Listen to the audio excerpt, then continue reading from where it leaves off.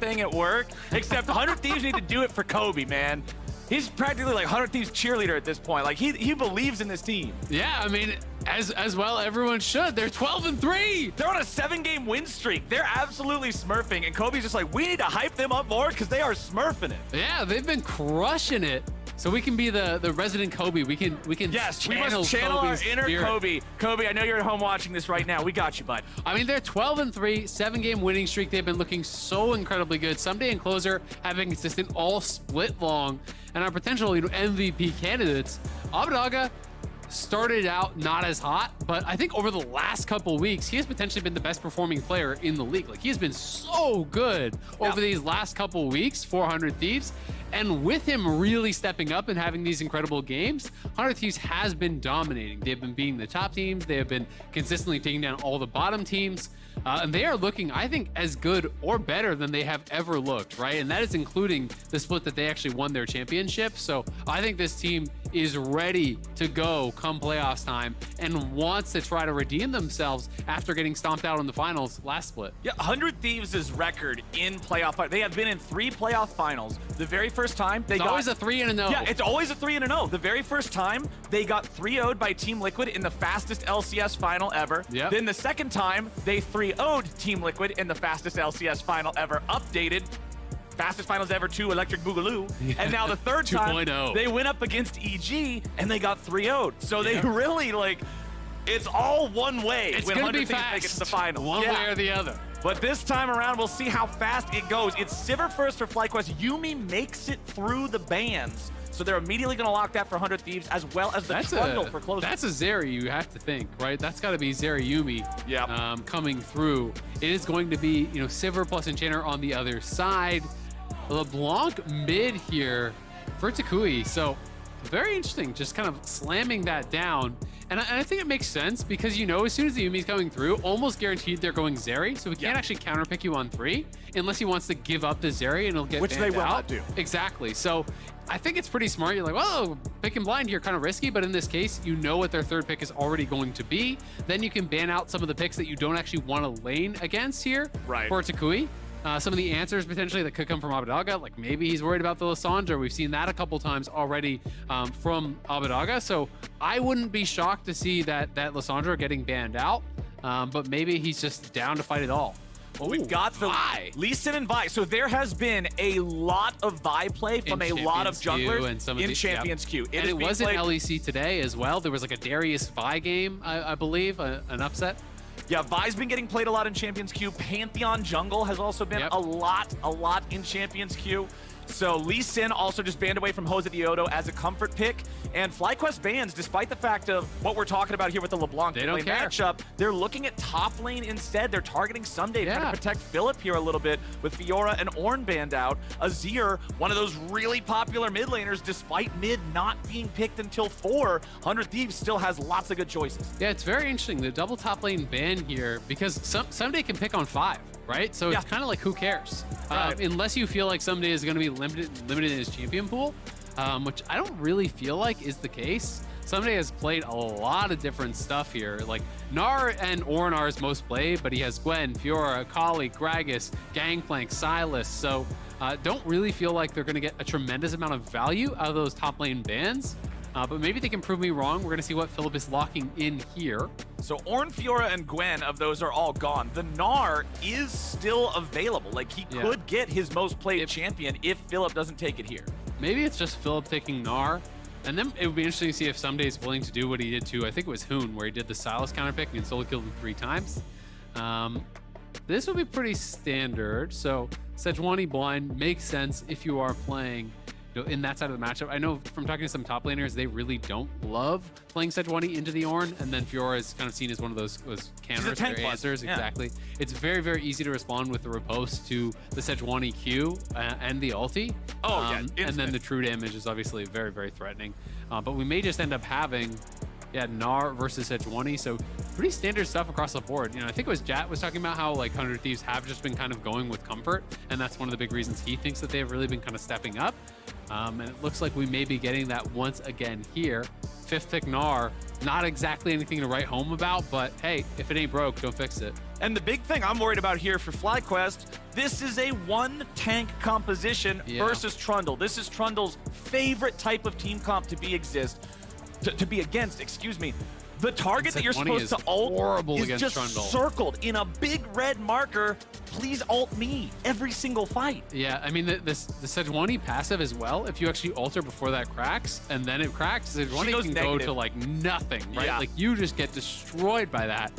It's also really their only engage. So I am kind of concerned because if I'm Huhi, I Mikhail's rush this game, and I don't know what else you care about. Yeah. Like, Sejuani is your only real engage, so I think it's problematic here asking to lose, right? Like you're gonna be in a highlight reel, just not yours. Yeah, unless LeBlanc is monster fed. Like if Takoya can just go off and absolutely stomp the game and be really fed and just like one-shot FBI, then sure, great. QWR, he dies. Yeah, if you can do that, then you're not worried about it. But otherwise, like they have no lockdown for this Zeri, and Zeri has cleanse. And there's only one form of CC that you really care about. It's the Sejuani ult. So, yeah, I think it could be a tough one here, but it's going to be interesting to see. Huhi with the heal start there, just looking to actually get in, get a Spell Thieves proc.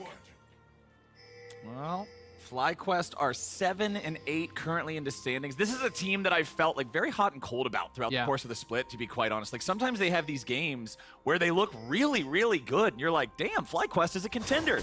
And then other times they have these games that they're like, what? Yeah. So it's hard to tell what you're gonna get. It's a mixed bag. Yeah, I mean, we were talking about this on the dive this week. Mark and Kobe are definitely in the FlyQuest kind of fan camp as well.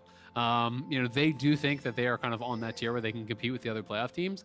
I feel like I haven't seen the level of consistency to really kind of believe. You know, I kind of see them in like a tier of their own at 6. Like they're definitely better than like the 7-8 crowd. Right. But they don't feel like they've shown enough to make me believe that they could really compete at the top, you know, against those top 5 teams in playoffs. Well, I mean, a big part of that too, like you're talking about consistency.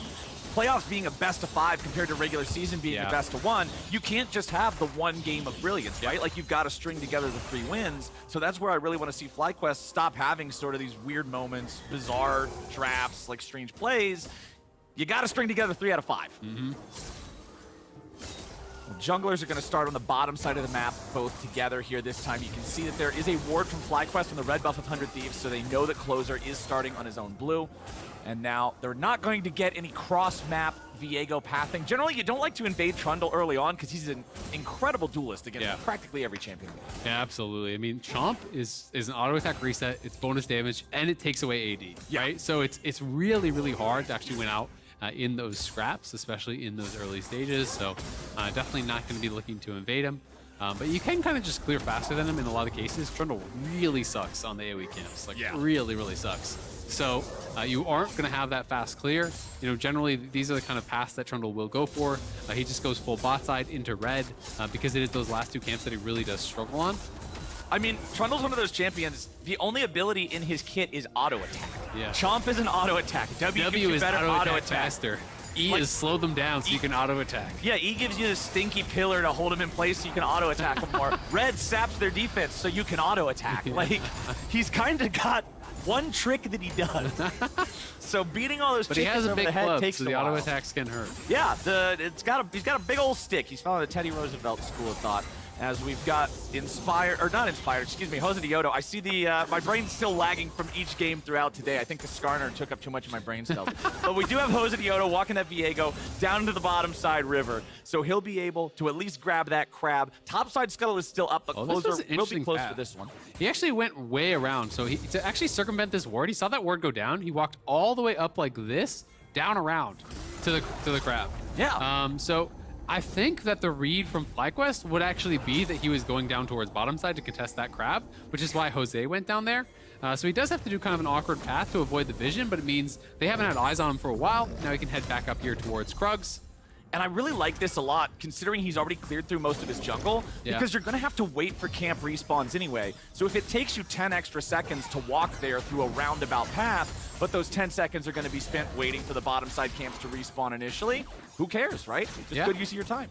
Yeah, absolutely. Just kind of playing around the vision and obviously, you know, valuing the denial of information more highly than efficiency, right? And that's something that everyone has to kind of make their own judgment call on.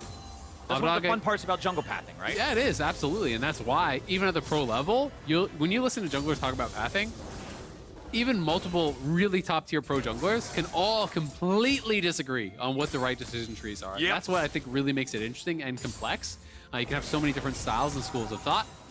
Both these mid laners getting quite low. This is one of the things I actually really like about the kind of pro-focused changes is the reduction in how powerful sustain is, right? Potions, corrupting potion, everything is weaker. So these people can't just heal back to full instantly. You are going to be stuck at lower health, which means there is higher risk if you do stay around. But both mid laners playing TP, so just likely to go back to base here and refill.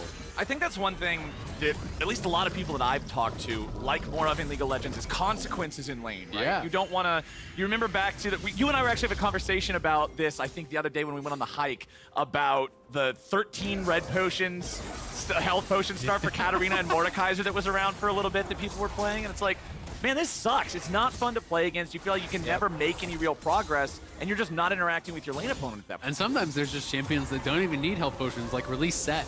Oh, yeah. His passive was just, you always have a health potion running and can't lose health. You just sit in lane. Who cares if they hit me? I'm going to farm. Leave me alone. Yeah, being able to have more consequential trades, being able to feel like, yeah, I played the lane better, and now I get to have an advantage because of that. Yeah, absolutely. I mean, it just makes for way more exciting games, especially for spectating as well, because people have to either, really take that L. If you take a bad trade, go back to base early, lose farm, lose experience, or you have to stay around and really risk it. And Philip now being annoying, he TP back early, so he's trying to pull the wave here, interrupts the recall from Someday to try to make him base and then TP back. Closer is in the area, so Someday's going to feel, I think, pretty comfortable to just kind of scrap with him and push this up. But Jose getting Prio on the scuttle. Notice how he goes to the top side and actually escorts it back towards his mid lane, knowing that Closer was from the top side. So that's a minor thing, but it's something you should always do, is the side that you hit the scuttle from, it's going to run away from you. So you can kind of choose which way it actually goes, and you want to try to escort it towards your strong lane. Yeah, and considering Jose had the level advantage, Closer only just now hitting 5, was level 4, and he had LeBlanc too. And that's the thing that I always remember about LeBlanc, is she's so good at these 2v2 scrimmages. What do you think about this? Swifty boots Trundle, first buy here. So really prioritizing the move speed. He is down a bit on farm, because he kind of took that bit of an awkward path, but this is interesting. I mean, there are a lot of slows on the other team and not a lot of hard CC. Yeah. So I think it is a nod to the fact that it's like, hey, my survivability is just going to be moving in and out of the fights. I think his read is that I don't have to do any damage. I have Zarya, Zera, Gnar. So I think he's just going to go Swifty Boots into tank. Yeah. Takui, good damage onto Abadaga there. And that's what I was mentioning about these skirmishes, right? Anything around mid lane, whenever the enemy is LeBlanc, you're probably going to get bursted down faster than they are. Absolutely. Takui, again, going in for a little trade there. And now, the nerf to healing means he has to go back to base a little bit earlier. It means he will have to give up this whole wave, because as the cooldowns come back up, you die to Takui there if you stay. So that is +6 CS, kind of off that wave that will be denied. He's up +5 overall. Feels good. But pretty nicely done. And yeah, I'm going to be interested to see how Closer actually does end up playing this out. I think a lot of times when you're playing Trundle into these types of compositions, your damage doesn't really even matter. You kind of just ult someone in pillar on cooldown, and that's about it. Yep. So Swifty Boots, I think if that's his read on how the game is going to play out, makes some sense. But chomp Viego whenever he goes in, sap his attack damage, make it harder for him to contribute to the fight. Hit the person in the front, but you're not running at Sivir or LeBlanc, right? And it is going to be Bomby here, so it's going to be the tank build. And yeah, I think it makes a lot of sense, if you're going to go this style of build, to really prioritize the move speed here.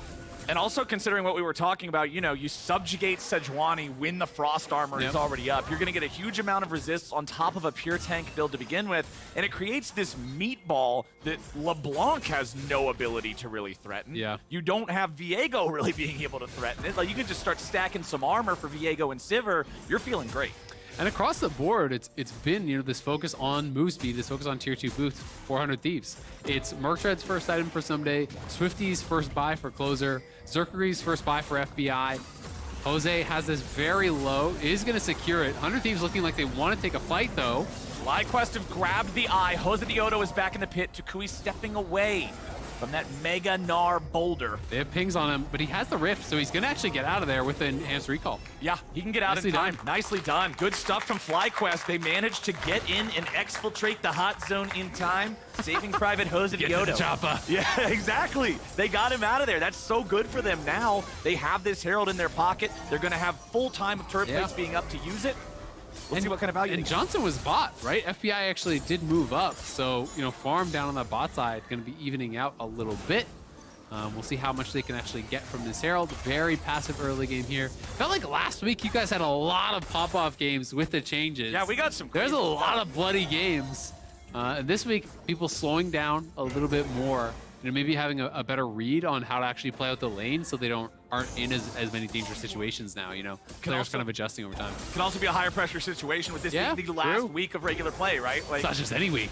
Yeah, it's a super week. Final super week. They know that after this, they're going to postseason, or for some squads, they're not going anywhere, right? Yeah. And that's not where you want to be. There's only 2 slots that you're not going to postseason in. Neither one of these teams really in threat for that, but jockeying for position, getting the opportunity to pick your opponent or getting a bye through one of the rounds can go a long way. Absolutely. I mean, the seeding is so important for playoffs, being able to set yourself up for success. FlyQuest, they already took the Herald. They are now here onto this Dragon. It takes a long time to take down. Does do a lot of damage here as well, so Jose has those pots chugging. 100 Thieves, though, trying to make their way in here. Azir paired up with the Yuumi, but Closer's not in the area, so they are just going to give it up because Zeri is pushing into the tower. FlyQuest has push. It looked like a little bit of a risky take, but the fact that Philip had actually moved down, somebody has no TP, means they have the extra man, so 100 Thieves can't really challenge for it. They are going to get plates on top side as their trade-off. But overall, Freak was saying, he had the Dragons pegged as like around 1,000 gold worth of stats now. Okay. So they are quite valuable. When you are adding that in, they're a lot more powerful individually. So it is a pretty significant reward that he has that. Plus, he still has the Herald to drop, and they are at a very slight gold lead already. I mean, when you think back to old school League of Legends, probably before a lot of people that play today were even playing, when the Dragons were worth gold, right? It was worth what? Initially, I think 250 per player, and it went down to 150 over time. But still, that's around that area, right? In terms of the actual stat value that you're getting. So Abbedagga and Closer, they're just going to clear out these waves here. Takui continuing. I really want to see this guy find angles, find opportunities to roam on the LeBlanc. LeBlanc staying in mid lane, trading wave for wave with her opponent is not her ideal situation. Absolutely. And he has been trading very aggressively with Abbedagga, so I will give him credit for that. But Abbedagga's job is just push the wave, right? Like no matter what Takui does, they're going to look for an all-in here. Johnson in trouble. Johnson trying to get away as the Yuumi ulti flies through, but with Josedeodo showing up, FBI just skates right on back over the wall. Yeah, it does cost him the cleanse. Does not have to flash. That was the ulti down from Jose. They got the ult, the ghost as well, and the ignite. So they are positive on the trade. And I think they might have had Johnson if Jose wasn't in the area. So well done to him. But he's got to get that Herald down fast. That thing is going to expire. Yeah, they really need to be using this one soon. Abbedagga and Closer skirmishing with them here a little bit as Closer flashes back away. He was very worried about what Takui could actually do to him there. Flashing away very, very early after he stepped forward. I guess he is pretty squishy at this point in the game, but I mean, Herald's about to expire. He has to just go straight bot and drop it. See, there it is. Okay, yeah. Coming up, they ran out of time, right? Yep. It gets to that spot where it's just either use it or lose it. But Takui and Jose are coming around. They want to see if they can get something done here. Closer and Abbedagga hanging around nearby to prevent the dive. Josedeodo. He has no ult. Duck on the wrong side of the wall. Yep, has to flash away. Yep, nicely done to actually at least force out that cost. They knew he had used the ult earlier. They were tracking that obviously onto FBI, so gonna be able to get that flash back now. Both junglers are down a flash. They at least get the crash, so they get 2 plates there. Some of that gold going in onto Johnson, who is up a couple hundred gold, so not bad whatsoever. My concerns remain for how the comp will function later on if FlyQuest cannot create a really big advantage. And I just think it's so much pressure on Takui to be this playmaker, to really kind of have FlyQuest controlling vision and having this kind of darkness where LeBlanc can dart out from and really chunk people out. Because if you can't do that, a full-on engage, I think, is very, very unlikely to work against 100 Thieves. I mean, LeBlanc's ideal game state for the fights, right, is you don't see her until she has distorted out of fog and already begun to deal damage. Yep, exactly. And that's what it's going to take a lot of setup from the entirety of the team, right? It's not just a LeBlanc job. But you can see they're on 4 sweepers, going to be swapping over to that. It's sweeper in top lane, sweeper in support, and mid jungle. So oftentimes when you are playing around these types of champs, you'll have more of that. You'll swap more heavily over towards sweeper. You can see it's actually still the warding totem for both Abadaga and Someday. So 4-2, they're going to look to deny vision. They're going to look to play around fog. So recognizing that they are pretty light on engage and they have to create these pockets of vision, the 100 Thieves are just scared to walk into. Exactly. They have to be afraid of the LeBlanc. If they see her walking around with the other 4 champions, posturing around an objective, the fear is completely gone. The unknown is not there, and it's very easy to play around it and just say, okay, FBI, don't walk into LeBlanc starting twice or something like that. Speaking of FBI, Immortal Shield Bow is done, so he will be harder to assassinate quickly. Has the Berserker Greaves for that level 2 move speed. You can see everybody's kind of hitting those first item spikes. I would call it Mythic, but they are not all Mythic, as Frozen Heart was the first item for Philip up there in the top side on the Sejuani. Divine Sunderer nearly done for the Gnar. I like Frozen Heart as the rush here. I know you could just go Mythic. I think it's stronger for the 1v1, but it feels like he's just prioritizing CDR, right? Like he is their engage. So I think it makes a lot of sense to just have all of that CDR on the item, be able to have the ultimates up more often because he is their engage, so he's got to have that ready. Jose, again, looking to start this up. They bring up the 5th member. Again, you know, they're really prioritizing this. You can see Abadaga is still bot, and you see Takui here cheating up towards mid. So they have mid push, they have the extra man. Takui now will go down towards bot to try to catch that wave, but moving up their extra member here gets them another objective. There's 3 straight neutral objectives that they have grabbed by moving their members around the map, clearly prioritizing the taking of these. And what does he lose? Like, he probably lost, I think, a melee there, maybe 2. So not much of a cost whatsoever because he didn't overcommit and just stay the whole time. Ooh, nice stun from Jose, but there's no follow-up. At least he hit it. I always like to just see a little bit of a... Yeah, very excited. Like, ooh. Yeah, ooh, he hit that one. Yeah, that was tricky. It's Zeri with the Yumi on her. It's hard to hit her with stuff, so... Inconsequential. At the end of the day, it's immediately healed right off. Your happiness is never inconsequential, Flowers. See, get you a friend like Azael. People always talk about get somebody that likes you as much as I like Skarner, but get you a buddy like Azael, man. That's how you know you're living a good life. We got this Dragon. He's up and running, though. FlyQuest got the first one. Like you said, they are on a roll with neutral objectives. They're up to an over 1,000 gold lead here, 16 minutes. Cruising. No kills on the board. If you're just looking for PvP, this early game's been a bit of a sleeper, but FlyQuest are happy enough with the lead that they've got. They just need to keep building like you're talking about. As the game gets later, the execution is going to get tougher. Absolutely, and I think that is why 100 Thieves haven't really felt a lot of pressure to be able to get things done. I will say, though, you know, for how good they have looked over the last couple of weeks, this is not the most, like, really impressive performance that we could have seen from them. I think they have been getting a lot more aggressive. We heard the devs talking about how they are making more early game plays. They've been going back to some of their early tower dives and things someday. Going to be pushed back here. Unlikely to go down, but will be forced back. And off the resets, there was vision of that, so that one little ward over the wall, it's kind of overlapping with another, but this little ward caught some recalls, and that actually prompted 100 Thieves to just start up the dragon right away, so they will even out that dragon. It's going to be Mountain Soul, which is going to be a pretty powerful one, honestly, for both sides, but really devastating for LeBlanc, because with the individual buffs, the flat MR that is going to be on everyone is so tough for Assassins to deal with. Yeah. You know, that is removing your flat pen from LeBlanc, which she is super reliant on, and now Philip going to be in trouble. He's on the wrong side of the map. Yeah, Closer's coming up too, and he throws out the pillar, but it doesn't hit him in time. It doesn't disrupt it. Philip's able to get away. I thought he got him, but he didn't have the right read. Not quite poking him, just slowing him. Got him right in the butt.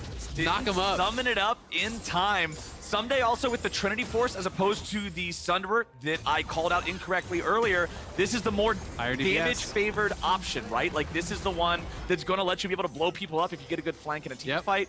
It's not going to have quite the level of tank busting or sustain as the Sunderer does, so not quite as strong in the 1v1 side lane against a Sejuani, but this is just telling me, hey, Someday's ready to rotate. He doesn't want to just play split the whole time. Yeah, for sure. And I mean, it is higher DPS, so, you know, it still can work out in a long extended fight in that 1v1. You know, and, you know, not as powerful in those really quick trades, perhaps, where you can proc and get that bonus damage, but definitely going to be a strong one. You know, getting even more attack speed here, so I'm going to be interested to see where he takes the build, if he's actually just going to go, like, Wit's End or whatever and go more for that side lane play. It is double AP Soul Laner, so if you want to play side lane, I think going Wit's End into like some sort of additional MR item and just playing side is pretty effective because I do kind of like that 4-man squad a little bit more from 100 Thieves. All right, Sunday's going back up the top side. He'll be dealing with that. FBI continues clearing out some vision. No kills, 20 minutes in. I need to see some violence. Whoop. Someday flashes away from the ulti of Philip, and now he's ready to continue the fight, going for the Mega Gnar into the wall, trying to put the whooping on Sejuani. Here comes As Josedeodo shows up. This is not a good spot for Someday. First blood over to FlyQuest.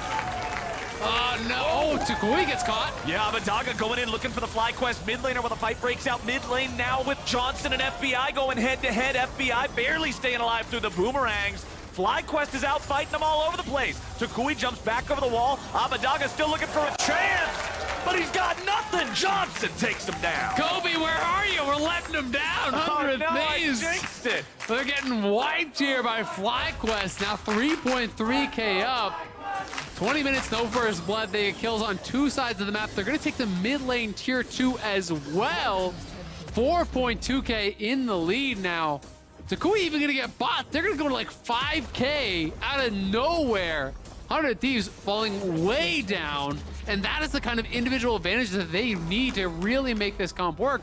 Look at Johnson. The man is fed. He is 1,700, 1,800 up. Holy moly, man. 100 Thieves are hurting here in this one.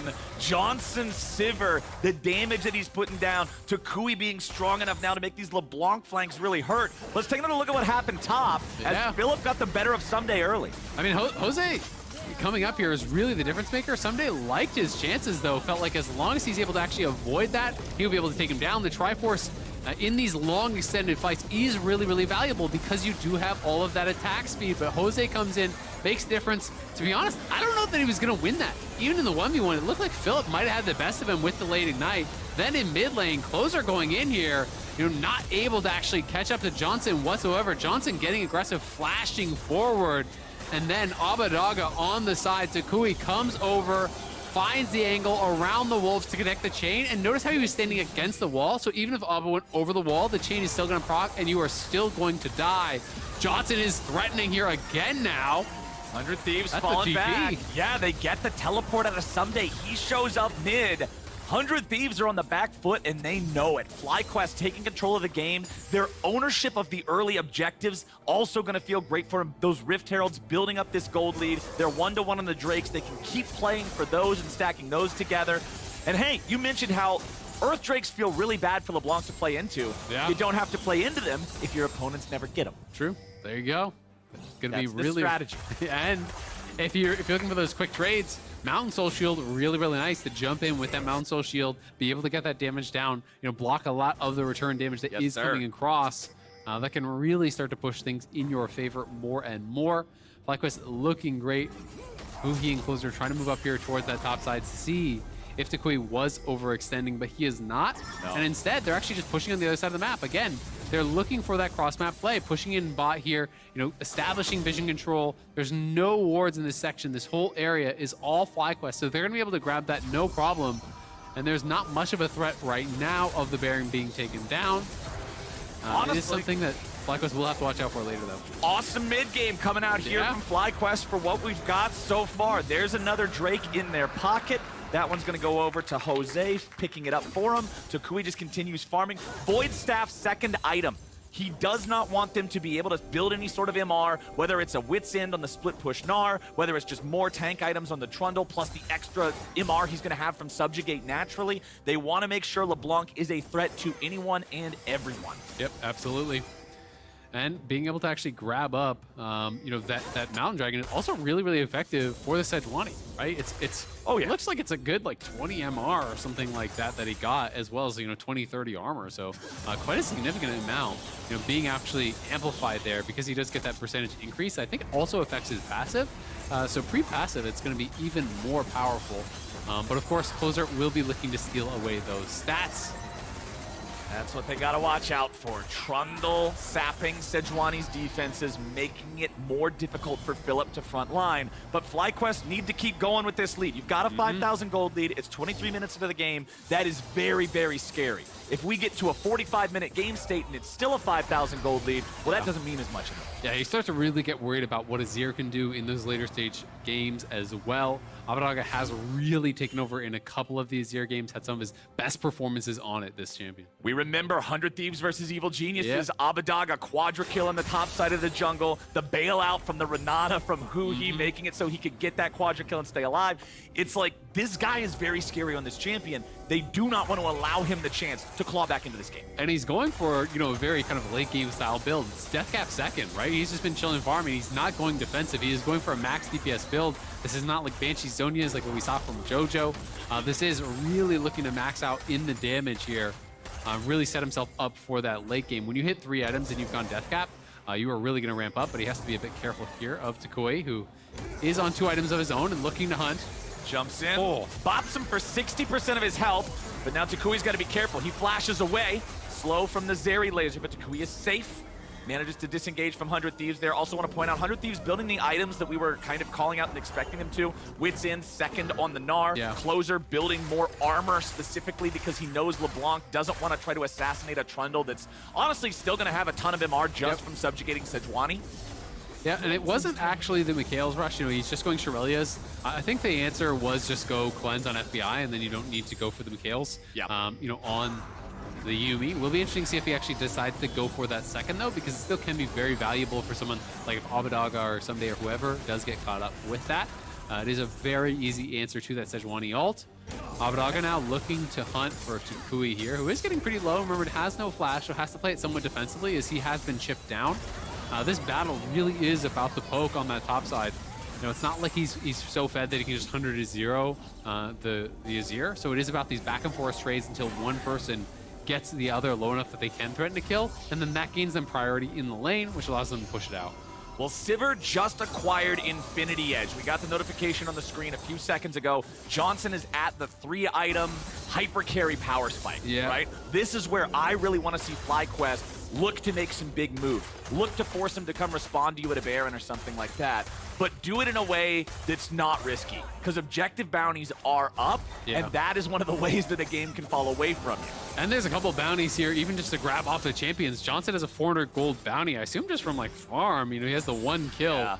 But he has 305 CS at 26.5. These Sivers are farming like crazy. Yeah, they just hoover up all the CS. You can see on the 100 Thief side, it's Closer that's kind of giving up his farm, right? Like he's down quite a bit of farm.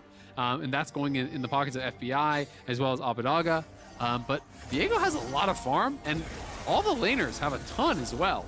You know, Takui is over 10 CS per minute. Johnson is at like 12, so it is pretty impressive how much farm they're finding on the map, how efficient they are being with it. Philip now in a position to potentially flank, but will be pushed out by Someday. Yeah, he knows that he can't survive against all 500 Thieves players right there with his team not right on top of him too.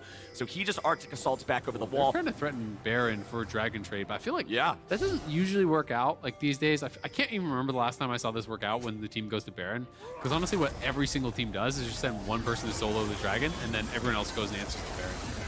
Well, Philip goes over the wall. They're going in. They're looking for Abadaga, but they won't be able to find him. Closer has to flash away. Philip's going to be taken low. Wild Growth keeps him alive. They're still looking to fight, and they grab the first kill on the enemy top laner. FBI gets paid, and FlyQuest may have made a mistake. 100 Thieves, they get 1 for nothing, and they're heading back down to the Dragon. Yeah, Philip finds the angle to actually land the ulti on Abadaga, but they cannot burst him down.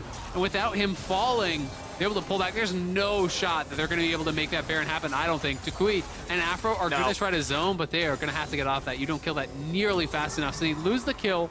They do lose the Dragon here as well. And it is that flat armor NMR going the way here of 100 Thieves. That is a very big deal against this LeBlanc, who is so reliant on the burst. But we can watch this one more time. The initial engage, very, very good. Find the angle onto the Azir. Remember, he doesn't have cleanse, so they want to try to go for that. But the follow-up is too slow. Takui cannot get in. And this is the problem now. You're outranged. Look at Johnson here. How hard it is as the Sivir to walk through those Azir soldiers. The Azir soldiers get placed like that, and you can't even auto-attack, right? The Zeri as well outranges you heavily, especially once you start getting those stacks up. You get lethal tempo up. So it is very difficult for Johnson, even though he is very fed, to be able to fight into the Azir and into the Zeri, and that's kind of my concern for this comp as the game gets longer. So, you know, going back to what you were talking about earlier, they do need to continue pushing the pace of the game and make the most of this lead now, because it is frightening as a Sivir to try to step forward and auto-attack against a 3-item Azir. Much heavier damage build for FBI's Zeri compared to Danny's from last game, too, as Abadaga face checks, and he may just die. Oh, not burn? quite. He's still burning. Okay. Red Smite nerf. He's pretty happy for that Red Smite nerf. Yeah, they're going to be able to get it. And on the bottom side, Someday takes down a tower. They will lose their top tier 2. They did get an objective bounty for that, though, so it's not an even trade. You know, 100 Thieves going to be able to claw back some more gold. Looks like it's in towards armor now for Someday, knowing he's got to pay some respect for the Sivir, who can be such a menace in the team fights, you know, even just with those boomerang blades, as well as kind of the bounces on the auto attacks. Really does scale up towards those late game and can start to kind of AoE down the whole team. If you have no armor, you are really at threat. And I like what you talk about with the Sivir not being able to move in past the Azir soldiers, because the shorter range a champion is, the more powerful zone control is as a tool against them, right? And when we look at all these champions, Sivir is a very short range AD carry. LeBlanc is a mage that must jump in to attack you. Viego's a melee fighter. Philip on a melee tank. Like, all of these are short range, and Abadaga, now with a third completed item, a Banshee's Veil, not that pure glass cannon like the Hat second is going to lead you to believe. Instead, itemizing a little bit more defensively now, and that's also such a pain in the butt for LeBlanc. Yeah, absolutely. It does become very, very difficult to deal with, and a 0 on 3 items, it's very similar to how it kind of works. I always feel like with these Infinity Edge marksmen, you know, that is really where you kind of come online and start becoming such a difficult champion to deal with. They're trying to look for another engage, though. They can't find Abadaga, but Closer eats a ton of damage instead. FBI and the rest of 100 Thieves are able to stay alive as Someday walks over. So 100 Thieves survived the attempted playmaking from FlyQuest. They spent the Sivir ulti on that. Oh, and they find a nice ulti. Nice grab, Abadaga. He just dies at the very start. That's not what 100 Thieves wanted. But FlyQuest get a critical kill. Now with the enemy mid laner down, if they pick up Closer, oh, baby, it smells like a Baron. Or do they even need it? FlyQuest marching down mid lane. Yeah, they're pushing down mid. Would they try to go for more than the inhib here? They are basing. I think they're going to TP. They might actually try to look for the end. I think they're going to go for it. They're positioning to try to end the game here. The teleport coming in.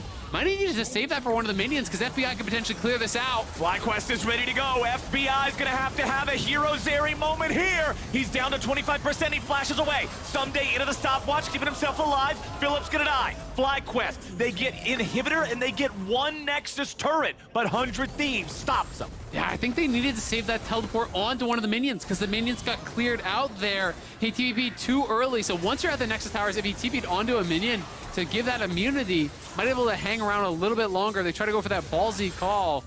They know the scaling may be in the favor of 100 Thieves, so they try to look to end it. They can't quite do it. But credit to Philip, man. He's been on point with these 20 ults. Like, he is the solo engage, and he's found Abadaga multiple times in a row. This time they actually did find the CC chain, as I think it was Afro gets up there with the polymorph. But now, 100 Thieves are going to look for a counter Baron, because there's no TP on Philip, and he's down for 15. But Takui getting good damage on Closer, but not good enough to take him down.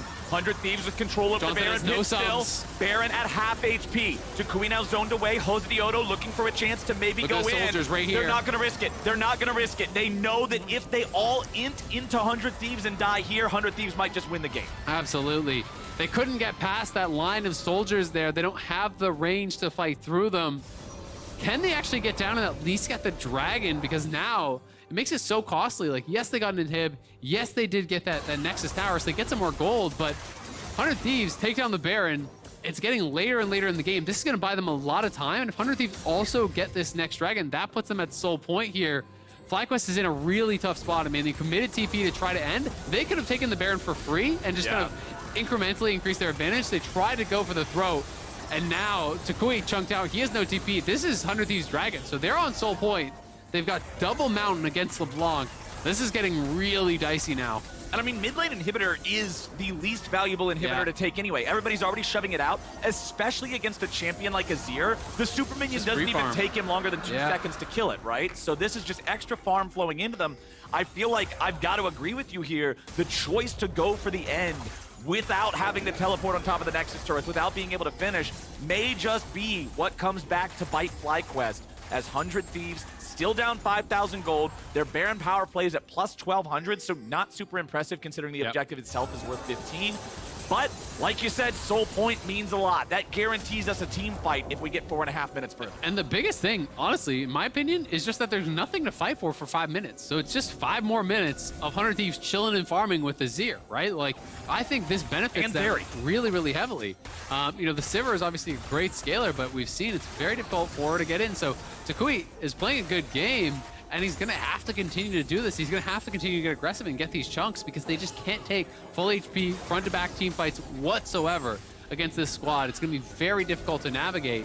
But without any way to make them come out of the base, vision control doesn't really matter, so they just sit mid, they farm up all the supers, they continue to scale up. IE is now done for FBI, so he's on 4 items. You can see Abadaga is working on his 4th as well. I mean, Johnson is super, super strong, but it's very difficult to fight past those Azir soldiers. And honestly, even just navigating the Trundle Pillar can be really, really annoying. Like, if you try to go past it and just get Trundle Pillared in with the soldiers hitting you, you're toast.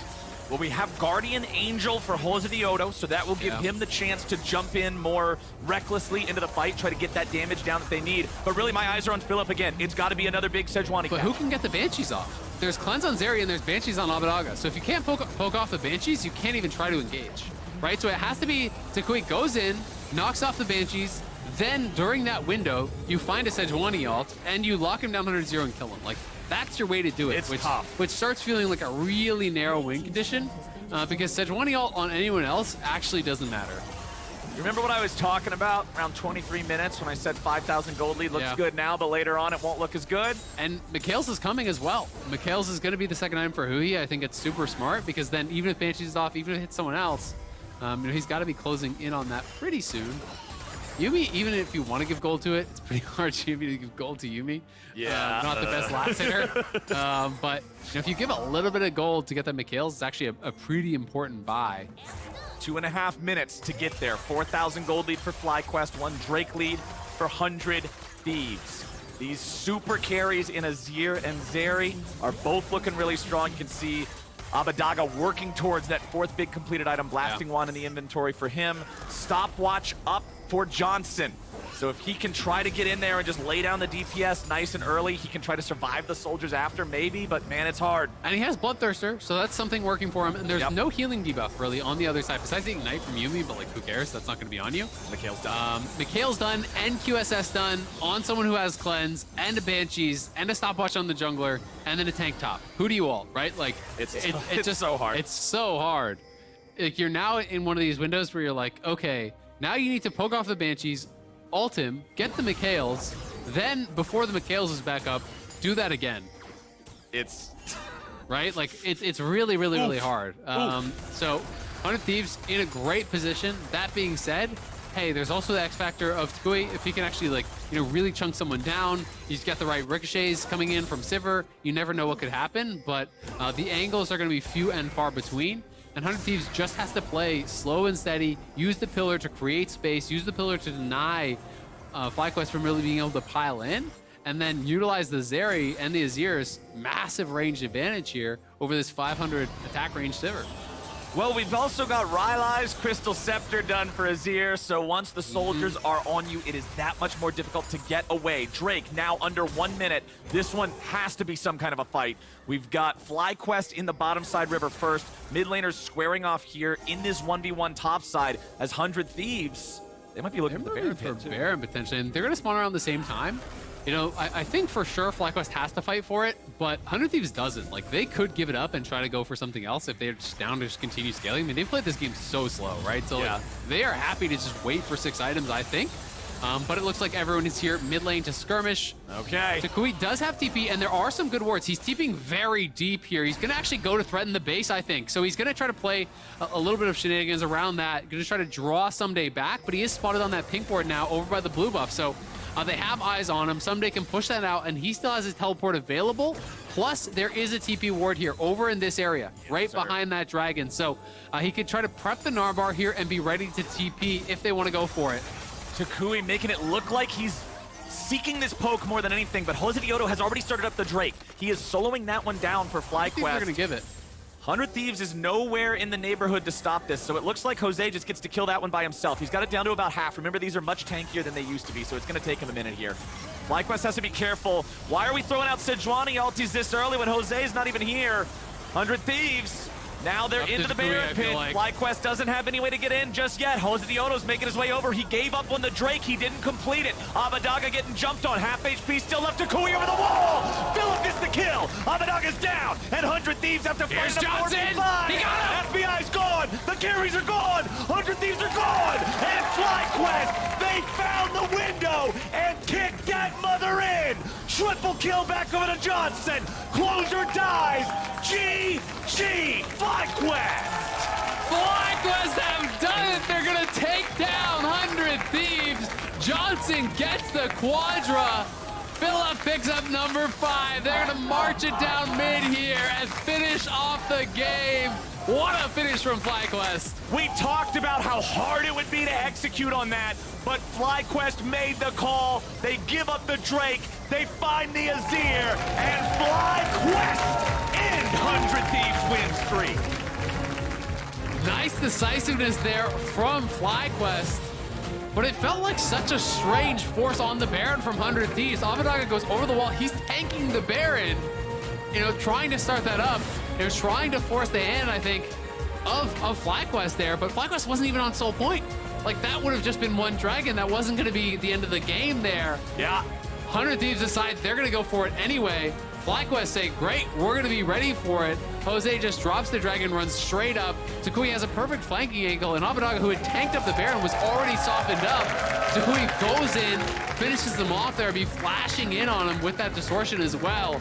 Gets him chunked low, and then as soon as Abadaga was down, it's open season for Johnson because that Azir is what was keeping the Sivir back.